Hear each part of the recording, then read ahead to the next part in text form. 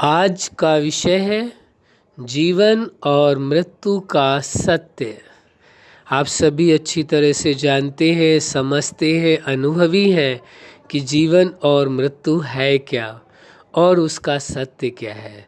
तो पहले थोड़े शब्दों में ये समझ लेना आवश्यक होगा कि सत्य क्या है।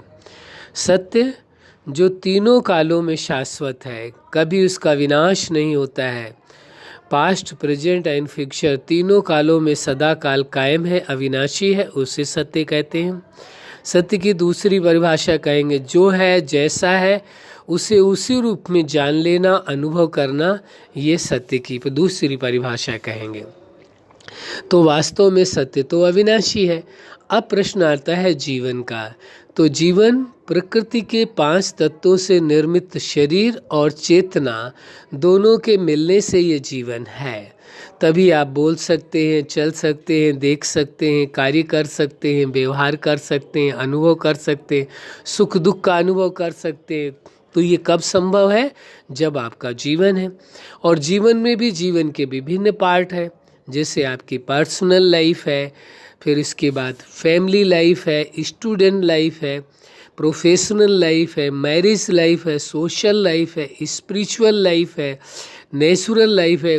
और जब आप लाइफ के विभिन्न सिद्धांत बनाते हैं, उस सिद्धांतों के अनुसार अपने जीवन को चलाते हैं, तो उस लाइफ को कहते हैं सुपर लाइफ है।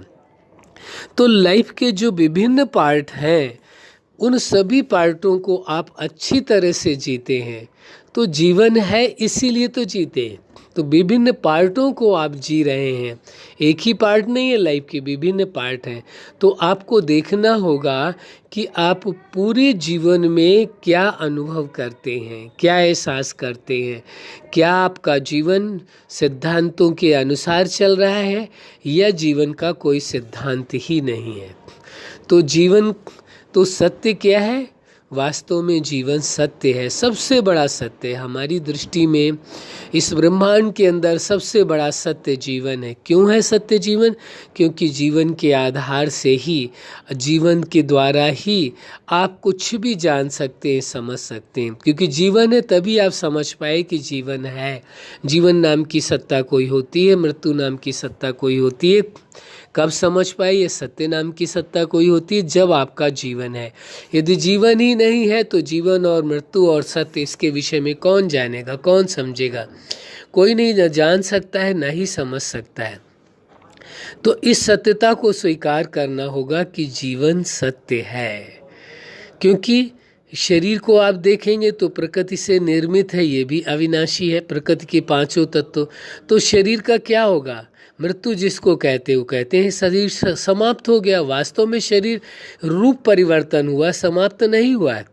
प्रकृति के 5 तत्वों से ही तो शरीर का निर्माण हुआ है।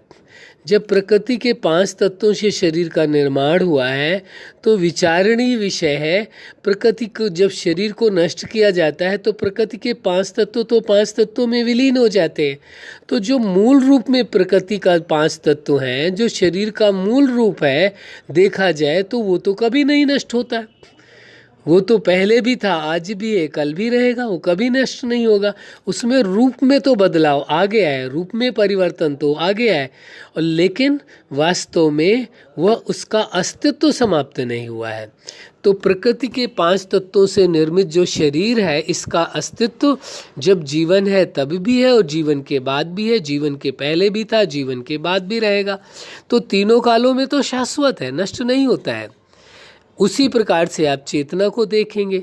चेतना इस शरीर को ग्रहण करने के पहले, इस शरीर को धारण करने के पहले भी अस्तित्व था, आज भी अस्तित्व है, और शरीर से अलग होने के बाद भी अस्तित्व कायम रहेगा। आपने इस वास्तविकता को समझ लिया, जान लिया कि जीवन यानी ये शरीर और चेतना दोनों ही शाश्वत हैं, अविनाशी हैं, दोनों कभी नष्ट नहीं होते हैं।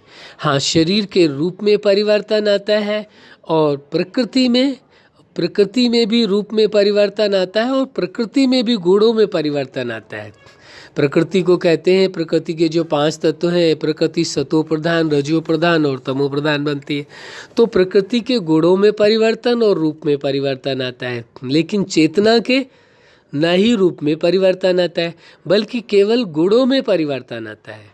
चेतना में भी वह भी जब शरीर के माध्यम से कार्य करती है तभी उसके अंदर गुणों में परिवर्तन आ सकता है। सत्व रज तम का गुण जो सतो प्रधानता, रजो प्रधानता और तमो प्रधानता का गुण है, जब शरीर को लेती है आत्मा, यानी प्रकृति का आधार लेकर के ही उसके गुणों में परिवर्तन आता है। बल्कि प्रकृति के पांचों तत्वों से निर्मित शरीर से अलग होने के बाद चेतना अपने ओरिजिनली रूप में आ जाती है। फिर उसमें आपको कोई भी गुण या अवगुण कुछ भी नहीं दिखाई देंगे, कोई भी विचार नहीं, कोई भी संकल्प नहीं, कोई भी कामनाएं नहीं, भावनाएं नहीं, कुछ भी नहीं। तो भावनाएं, कल्पनाएं या विचार जो कुछ भी उत्पन्न होंगे जब चेतना शरीर को धारण करे तभी संभव है, उसके बाद संभव नहीं है, ना ही उसके पहले संभव। ये पूर्ण सत्य, इस पूर्ण सत्य को स्वीकार कर लेना होगा कि चेतना का भी कार्य तभी संभव है जब उसे प्रकृति का शरीर प्राप्त हो, तभी उसने ये कार्य करना है और निकलने के बाद कार्य नहीं कर सकती। लेकिन अस्तित्व समाप्त दोनों ही सत्ताओं का नहीं होता है।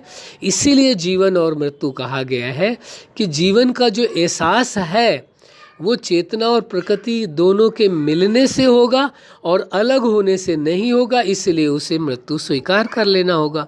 चेतना होते हुए भी यदि वो कार्य ना करे, वो न विचार कर सके, न चिंतन कर सके, न कर्म कर सके, न अनुभव कर सके, तो फिर जीवन और मृत दोनों एक समान हो गए। चेतना होते हुए भी उसका कोई कार्य नहीं हो सकता है, इसीलिए चेतना और शरीर के अलग होने की प्रक्रिया को मृत्यु स्वीकार किया गया है। वास्तव में मृत्यु नाम की सत्ता देखा जाए तो कुछ भी नहीं है। एक होने को जीवन कहते हैं, अलग होने को मृत्यु कहते हैं। तो इसीलिए मृत्यु स्वीकार करना पड़ा, क्योंकि एक होने का जो एहसास था, विचार था, चिंतन था, संकल्प था, अनुभव था, भावनाएं थी, कल्पनाएं थी, इच्छाएं थी, उनका कार्य समाप्त हो गया, वो कुछ भी नहीं हो रहा है। जब वो कुछ भी नहीं हो रहा है तो फिर उसे स्वीकार करना पड़ा कि मृत्यु है। तो इस दृष्टि में तो ये कहना उचित होगा कि जीवन और मृत्यु का ये सत्य है। लेकिन वास्तविकता ये है, यदि आप सूक्ष्म दृष्टि से देखते हैं, उस दृष्टि से देखते हैं जहाँ अविनाशिता का गुण है, वो तो तीनों ही अविनाशी है। प्रकृति भी अविनाशी है, चेतना भी अविनाशी है, और जीवन दाता और या प्रकृति दाता या ब्रह्मांड का रचयिता वो भी अविनाशी है। लेकिन उसके अंदर न गुणों में परिवर्तन आता है, किसी चीज़ में न रूप में परिवर्तन आता है। एक सुप्रीम सत्ता जिसे जीवन दाता जगत नियंता कहते हैं, उसमें किसी प्रकार का कोई परिवर्तन नहीं आता है, बल्कि चेतना और प्रकृति के शरीरों में ही या प्रकृति में ही परिवर्तन आता है।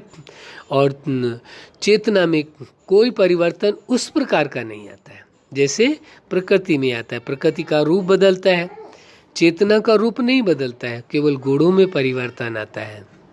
और प्रकृति में गुण और रूप में दोनों में परिवर्तन आता है। और उस सुप्रीम सत्ता में, जीवन दाता में, उसमें न गुणों में परिवर्तन आता है, न रूप में, किसी भी बात में कोई भी परिवर्तन आता ही नहीं है। तो ये तीनों सत्ताएं अविनाशी हैं, शाश्वत हैं। एक अपरिवर्तनशील है जिसका परिवर्तन ही नहीं होता है। एक में, चेतना में गुणों में परिवर्तन होता है, और प्रकृति में गुणों में और रूप में दोनों में परिवर्तन होता है। तो इस सत्यता को स्वीकार कर लेना होगा। इस दृष्टि से आप देखेंगे तो तीनों ही सत्ताएं शाश्वत है, अविनाशी हैं, इनका कभी भी समापन नहीं होता है। तो इस दृष्टि से तो ये सत्य है। बाकी आप उस दृष्टि से यदि आप देखते हैं, बाह्य दृष्टि से, तो जीवन और मृत्यु स्वीकार करना होगा। वह भी उचित है, वो भी सत्य माना जाएगा। क्यों सत्य माना जाएगा? कोई विचार नहीं हो सकता, कोई संकल्प नहीं हो सकता, कल्पनाएं नहीं हो सकती हैं, कोई निर्णय नहीं हो सकता है, भावनाएं नहीं हो सकती है, तो फिर मृत्यु है। फिर चेतना होने की या जीवन होने का कोई लक्षण तो दिखाई नहीं दे रहा, इसलिए मृत्यु स्वीकार करना भी उचित है। तो ये जीवन और मृत्यु का ये सत्य है, इस सत्य को स्वीकार करके चलना होगा। जिसने इस सत्य को स्वीकार कर लिया, हाँ, एक सत्य और समझने की आवश्यकता है। जीवन है, जीवन का ये सत्य है, लेकिन जीवन का जो उपयोग है उन किन कार्यों में आप कर रहे हैं। सबसे पहले आपको प्राथमिकता किसकी देनी है जीवन में? अपने जीवन की प्राथमिकता देनी है। और दूसरी प्राथमिकता किसको देनी है? जीवन के लिए संबंध की आवश्यकता है, संबंधों के बिना जीवन नहीं है, इसलिए दूसरे नंबर में प्राथमिकता आपको संबंध की देनी है। तीसरे नंबर में प्राथमिकता आपको प्रकृति की यानी धन वस्तुओं की देनी है। यदि धन या वस्तुएं आपके पास नहीं हो तो जीवन को कैसे चलाएंगे, इन संबंधों को कैसे देख रेख करेंगे? इसके लिए तो आवश्यक है, जीवन चलाने के लिए, संबंधों को निभाने के लिए या संबंधों को के लिए तो धन या वस्तुओं की आवश्यकता है, लेकिन वास्तव में जीवन धन या वस्तुओं के लिए नहीं है, जीवन के लिए इनकी आवश्यकता है। इसलिए पूर्ण सत्य को स्वीकार करना होगा, जीवन के लिए धन की आवश्यकता है। किसके लिए? जीवन के लिए, न कि धन या वस्तुओं के लिए जीवन को देना है। ये ध्यान रखने की आवश्यकता है। कभी कभी भ्रमवश व्यक्ति ये सोच लेता है, और कई लोगों को आपने देखा भी होगा, वो धन के लिए ही जीवन जीना शुरू कर देते हैं। वास्तव में तो जीवन के लिए धन है, तो धन और वस्तुओं का उपयोग कब तक है? जब तक आपका जीवन है। जैसे ही आप चेतना और प्रकृति का शरीर अलग अलग होते हैं, धन की कोई प्राथमिकता नहीं रह जाती, रिश्ते भी टूट जाते हैं और धन भी समाप्त हो जाता है। फिर धन या जीवन कुछ भी नहीं है, फिर जीवन नहीं है तो धन का भी अस्तित्व समाप्त, संबंध का भी अस्तित्व समाप्त। तो जीवन के रहते हुए ही धन का भी अस्तित्व, संबंध का अस्तित्व। इसीलिए पहली प्राथमिकता आपको जीवन की देनी है, दूसरी प्राथमिकता संबंध की देनी है, और तीसरी प्राथमिकता धन और वस्तुओं की देनी। हमारा कहना ये नहीं है कि धन और वस्तुओं को आप कमाए नहीं या उनकी प्राथमिकता न दे, लेकिन ये तो देखें पहली प्राथमिकता किसकी है। कहीं पहली प्राथमिकता धन को न दे दी जाए, जिसकी वजह से संबंध टूट जाते हैं, जिसकी वजह से जीवन में नुकसान होता है। इसलिए ऐसी प्राथमिकता भ्रमवश देना उचित नहीं होगा। उचित यही होगा, जीवन पहली प्राथमिकता है, संबंध दूसरी प्राथमिकता है, और धन या वस्तुएं तीसरी प्राथमिकता है। तीनों का अपना महत्व है, तीनों का अपना मूल्य है, तीनों के बिना संभव नहीं है। इसलिए सत्य को स्वीकार कर लेना होगा।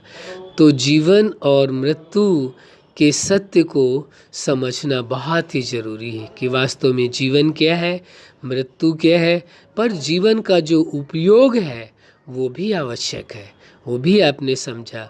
और जीवन को सिद्धांतों के अनुसार चलाना है। किन सिद्धांतों के अनुसार? जीवन के हर पार्ट के लिए आपको स्वयं ही जीवन के सिद्धांत बनाने पड़ेंगे और उस सिद्धांतों के अनुसार आपको चलना होगा। यदि आपने अपने जीवन के या जीवन के विभिन्न पार्टों के प्रिंसिपल्स, सिद्धांत नहीं बनाए और उन पर नहीं चल रहे हैं, तो वास्तव में जीवन होते हुए भी जीवन का जो सुख मिलना चाहिए, जीवन का जो आनंद मिलना चाहिए, जीवन से जो प्राप्तियां होनी चाहिए, उनका नहीं कर पाएंगे। जीवन और मृत्यु का एक सत्य और समझने की आवश्यकता है, वो है कि जब जीवन को पाकर के इंसान खुश होता है, प्रफुल्लित होता है, उसके संबंधी भी खुश होते हैं, तो जीवन का जो दूसरा पहलू है वो मृत्यु है। इसलिए मृत्यु के अंतिम पल तक भी, जब तक आपका जीवन है, एक पल भी शेष है, मृत्यु से एक पल के लिए भी दूर है, जीवन का पूरा पूरा सुख लेना है, आनंद लेना है, पूरे होशो हवास में रह करके जीवन को जीना है, जीवन के एक पल को भी गंवाना नहीं है। और पूरे होश के साथ यदि आप मृत्यु का भी एहसास कर सकें कि किस प्रकार से मृत्यु आई और आप जीवन से अलग हुए, आप चेतना शरीर से अलग हुए, इस अनुभव को भी आप कर सकते हैं। और ये अनुभव भी आपके लिए विशेष अनुभव होगा। जैसे जीवन का अनुभव है, उसी प्रकार शरीर से अलग होने का चेतना का अनुभव, वही तो मृत्यु है।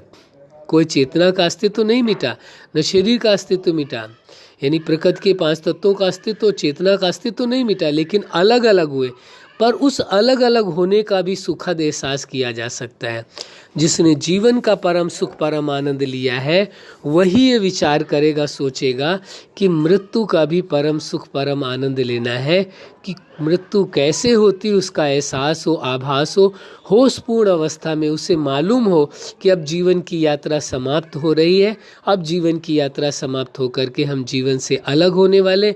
वह एहसास भी व्यक्ति के लिए बहुत ही सुखद होगा, बहुत ही आनंददायी होगा।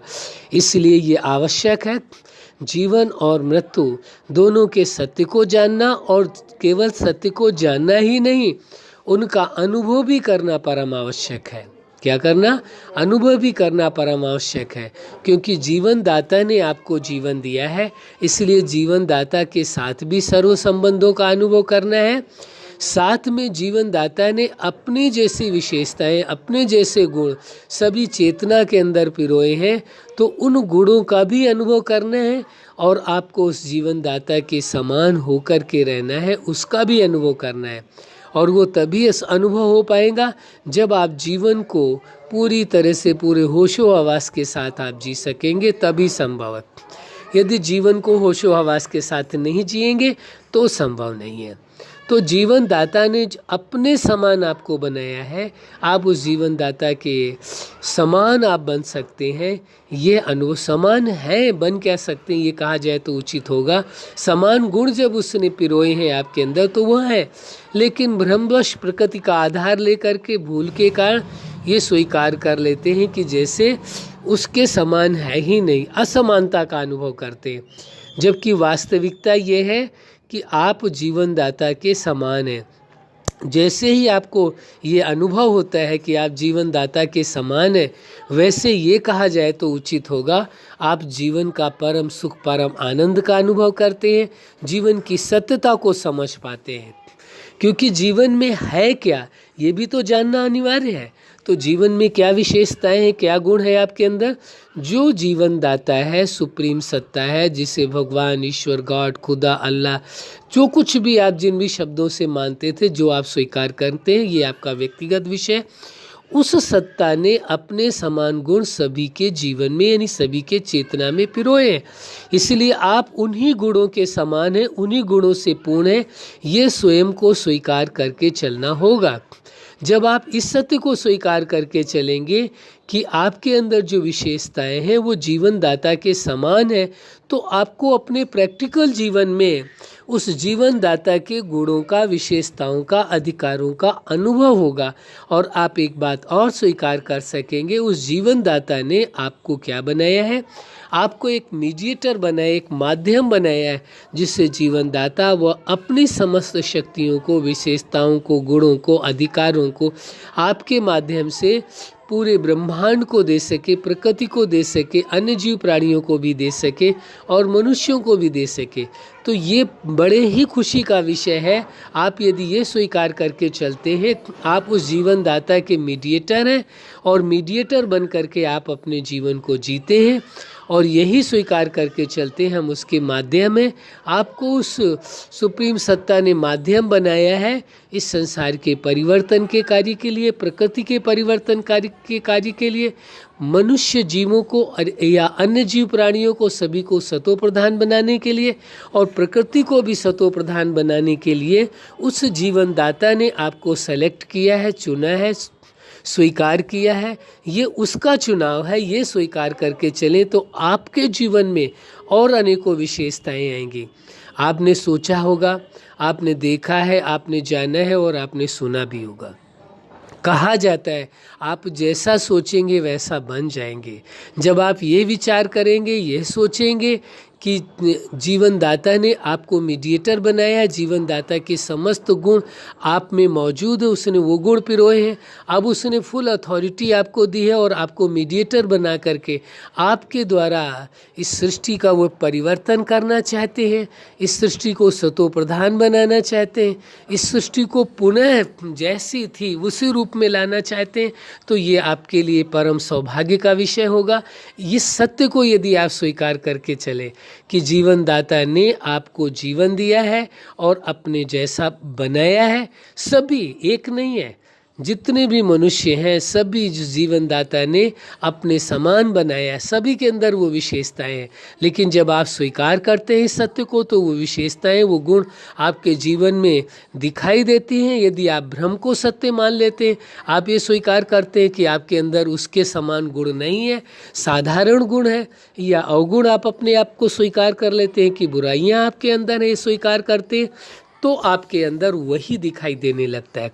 तो जिस चीज़ को आप स्वीकार करते हैं, सिद्धांत कहता है वैसा भी आप बन जाते हैं और वही रूप आपका दिखाई देने लगता है, वही गुण प्रैक्टिकल जीवन में नजर आने लगते हैं। इसलिए सत्य को स्वीकार कर लेना परम आवश्यक है। अच्छा, आप अपने जीवन के हर क्षेत्र में सफलता के शिखर तक पहुँचें।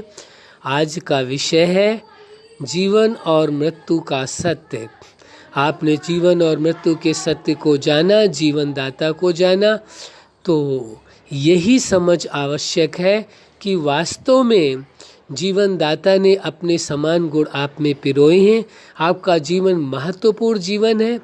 आपका जीवन स्वयं के लिए भी महत्वपूर्ण है, अन्य जीव प्राणियों के लिए महत्वपूर्ण है, प्रकृति के लिए भी महत्वपूर्ण है। इसलिए आप अपना जीवन सुख में जी सकते हैं, अन्य का जीवन भी सुख में बना सकते हैं। यही हमारी हार्दिक शुभकामना है कि आपका जीवन सुखद रहे और आप अपने सुखद जीवन द्वारा दूसरों के जीवन में भी खुशियां भरें। यही हमारी हार्दिक शुभकामना है। सदा खुश रहें, मुस्कुराते रहें। धन्यवाद।